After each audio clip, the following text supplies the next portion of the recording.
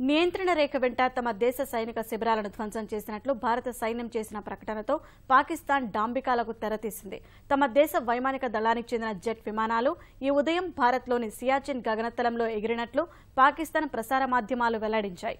భారత్ నుంచి ముప్పు పొంచి ఉన్న నేపథ్యంలో పాక్ వైమానిక దళం తమ గస్తీ కార్యకలాపాల స్థాయిని మరింత ముందుకు తీసుకెళ్లేందుకు ఏర్పాటు చేసిన కేంద్రాలు పూర్తి స్థాయిలో పనిచేస్తున్నట్లు తెలిపాయి.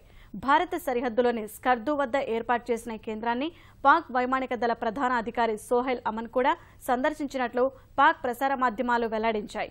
ఈ కసరత్తులో భాగంగా పాక్ వైమానిక దళానికి చెందిన మిరాజ్ జెట్ విమానాలు గగనతలంలో కసరత్తు నిర్వహించినట్లు తెలిపాయి. అయితే పాక్ ప్రసార మాధ్యమాల ప్రకటనను భారత వైమానిక దళం తీవ్రంగా ఖండించింది.